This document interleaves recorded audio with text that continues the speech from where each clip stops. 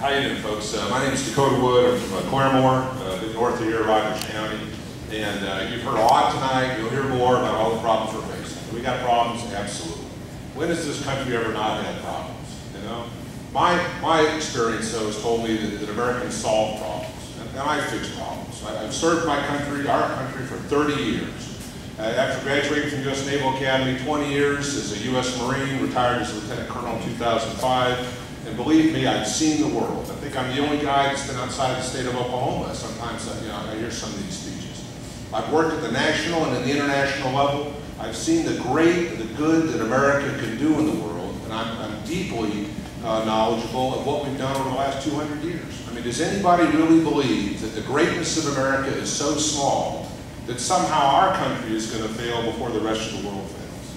I mean, you all read the newspapers recently? What comes out of the Middle East? Suicide bombers. You know, Russia's drinking itself to death. China's got an autocratic system, and they're so concerned about collapsing that they keep shutting down the internet. Iran's staffed with a bunch of crazy mullahs over there. I mean, if you think about it for a moment, what other country in the history of the world has the ability to solve problems when compared to the United States?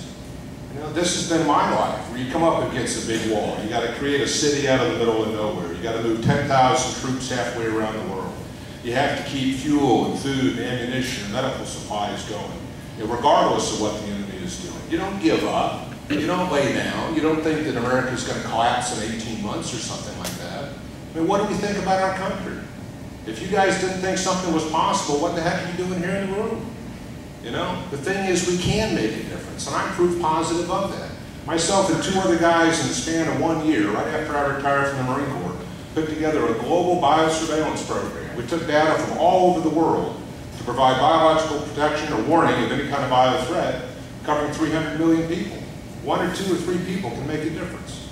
One program alone that I was instrumental in canceling saved the taxpayers $14 billion with a B. That's 2.5 times Oklahoma's state budget.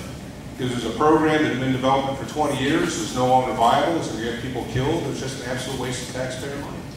So we can fix problems. I want you all to leave here tonight optimistic about the long-term viability of our country. Because when you think about our culture, our political system, free market principles, all the great things that America has stood for 2 centuries, our Constitution hadn't disappeared. We just got to get people in there who are willing to take the tough stands. And that's what's been my life and my experience and what I've done for the last 30 years serving our country. So I'm asking you to just consider for a moment, if we really are a pivotal moment in our history, do we need long learning curves? Or do we need people in office that have the experience and the understanding and the belief of our great nation that can get things done, solve problems? No, we are. This is the most important election that all of us have been facing or have faced. Now, I'm asking for your support. I'm asking for you to do a little bit of research into my background, to question me, what I've done in the past and what I can do in the future. It's a proven track record of fixing problems, solving things, and believing in our country. I'd love your vote. I'd love your support. Please ask me anything after this thing is over with. I'd be happy to answer your questions. God bless. Thank you.